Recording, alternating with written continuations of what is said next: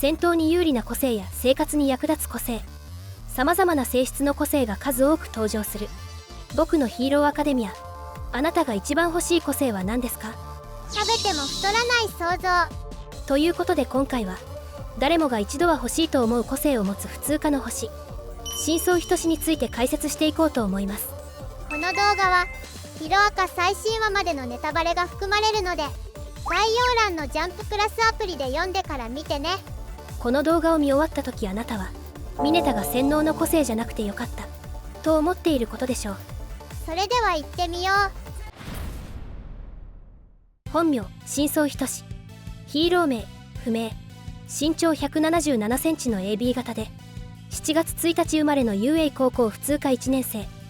きなものは猫とサイクリングです。普通科の星。戦闘向きではない個性のせいでヒーロー科の入試試験に落ちてしまった深層は UA 高校普通科に入学するものの、ヒーローへの夢は諦めておらず、日本全国の人たちが熱狂するオリンピックに代わる祭典 UA 高校体育祭にて自分の才能を示すべく奮闘し、普通科の生徒で唯一最終トーナメントにまで残った努力の人です。闇落ちしてそうな表情してるけど、かなりの努力家だよね。人一倍ヒーローへの憧れが強い深層はあまりにもヒーローらしくない個性を持っていることから、ヴィラン向けの個性、不正やり放題で羨ましいと言い続けられていた過去があり、そのことが原因で卑屈で攻撃的な性格になってしまっていたのですが、緑谷出久と決勝トーナメントで戦ったことがきっかけで本来のまっすぐで熱い心を取り戻し、たゆまぬ努力を続けた結果、2年生からヒーロー科への編入が実現しました。ヒーロー科に混じってのクラス対抗戦で実力を示したことでヒーロー科への編入が決まったんだよね。底抜けに明るいヒーロー科の生徒たちに対して戸惑いを隠せない深層はいまいちノリについていけず、物間の異様な絡み体質と A 組の陽キャすぎるノリに、ヒーロー科っていつもこんなに下品なのとドン引きしてしまうことも多いようです。物間は UA の負の面だからしょうがないよ。いつも目のクマがひどく不機嫌そうな表情をしている深層ですが、クラスメートとは仲がいいようで、体育祭で上位入賞した深層を普通科の星と称賛されており、文化祭ではクラスの出し物である心霊迷宮の準備を黙々としていたりする姿が見受けられます。ヒーロー科に編入が決まった後もクラスメートと仲良くやってる感じがしてるもんね。ヒーローになりたいという夢に近づくにつれて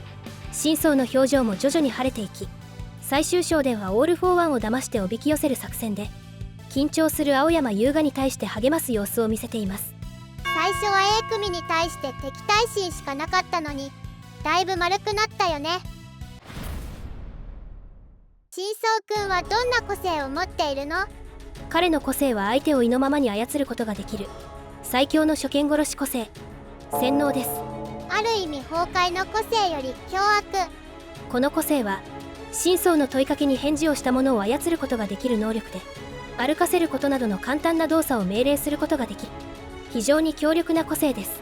戦闘時に洗脳されたらほぼ負け確定だよね。常時発動型ではなく、深層自身が洗脳する明確な意思を持って問いかけた時に発動する個性のため、日常生活に支障が出ることはありませんが、洗脳の個性を持っていること自体、周りの人からしたら気味が悪い存在なのは間違いなく、中学時代のクラスメートからはヴィラン向けの個性だなと遠回しに蔑まれていた過去があります。深層くんのさじ加減次第でいつでも洗脳できるってことだから、疑心暗鬼になってしまうのもわかる気がするよ。洗脳をかける際、相手に対して集中する必要があるため、戦闘中に使いこなすのは難しく、基本的には対面戦闘は避けながら戦うスタイルになるのですが、一度洗脳してしまえば自然に解けることはないため、複数の人を同時に洗脳することも可能です。体育祭ではおじろくんたちを一気に3人同時に洗脳していたね。当初は複雑な行動をさせるのは不可能だったのですが、個性伸ばし訓練を重ねたことで洗脳後の操れる範囲が広がり、対象を喋らせることも可能になりました。潜入任務とか立てこもり事件の交渉人になったら無双できそう。洗脳の個性に弱点はないの？明確なデメリットは少ないのですが、ある程度の衝撃を受けると洗脳が解けてしまう点や、深層自身の肉声を聞かせないと効果が出ないため、一度個性の性質を知られると洗脳するために必要な対話が非常に難しくなる点が挙げられます。洗脳の個性が知られてなかったらめちゃくちゃ強いけど、プロヒーローになって個性のことが世間にバレちゃったら全然使えない個性になっちゃうかも。また個性の特性上、自我を持っている生物にしか効果がなく、機械相手には全く通用しない個性のため、雄英ヒーロー科の入試試験である機械の仮想ヴィランには手も足も出ず、何もできないまま落第してしまったという過去があります。真相くん、無個性のデクより運動神経が悪いから、個性が通用しなかったらマセガキ賞のちびっ子たちにも勝てないよ。肉声が相手に届かないと効果が発揮できないということで、電話やメガホンで遠くの敵を洗脳することはできませんが、サポートアイテムである特殊な変性マスク、ペルソナコードを使用することで、どんな声色にも変化させることができるようになり、相手の仲間の声を真似して問いかければたやすく洗脳することができるようになります。さらに相手からしたら声を使っての連携が不可能になるので、真相が一人いるだけでかなり戦術の幅が広がることは間違いないでしょう。初見のヴィラン相手ならほとんどはめることができるため、最強の初見殺し個性なのは間違いありません。でもさ、もし耳が聞こえないとか頭が悪すぎるヴィランが相手だったら苦戦しそうだよね。身体能力が低く、個性に攻撃力がない真相にとって、肉弾戦に持ち込まれることが一番苦手とするのは間違いないでしょう。しかしその弱点を補うべく、相沢先生から捕獲符の扱いを学んだおかげで、将来的にはイレイザーヘッドのような凄腕ヒーローになる可能性は高いのではないでしょうか。イレイザーヘッド2世の誕生だ。性格ネクラそうな真相くんは仲がいい人はいるの？パッと見近寄りがたい真相ですが、何度も戦うことで絆を深めた緑愛づく、同じ境遇で師匠と弟子の関係である相沢翔太、個性の扱いに苦労する者同士の絆を持ったエリちゃんの3人ではないでしょうか。デクと真相くんは体育祭とクラス対抗戦で戦ってるんだよね。体育祭では普通科のダークホースとして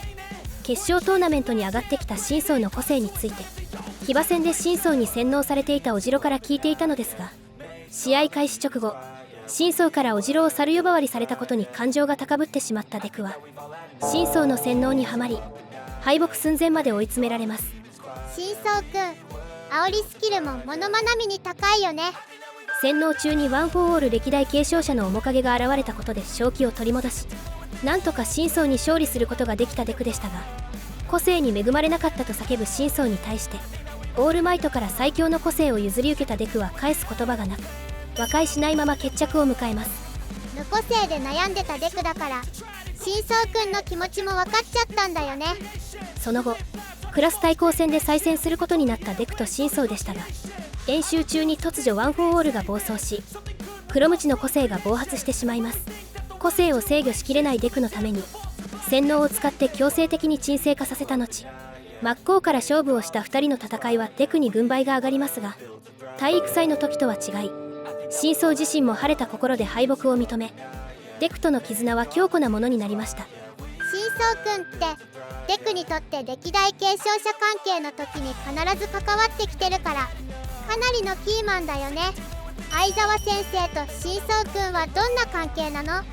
一言で言うと師匠と弟子です。直接的な担任ではありませんが、真相に自分の学生時代の面影を感じている相沢は、体育祭の時から真相を擁護している場面が多く、特別な思い入れがあるような描写がされています。 A 組の生徒より気にかけている感じがするよね。相沢自身、抹消という強力な個性を持ちながらも、学生時代はクラスメートから他人の足を引っ張る陰気な個性と蔑まれており、雄英入試試験でも機械相手に抹消の個性は全く役に立たず苦労していた過去があったため、真相の境遇に過去の自分を重ねていました。確かにプログラムされた機械相手に抹消も洗脳も全く効果がないもんね。相沢が真相を気にかけるのはそれだけではなく、死んでしまった親友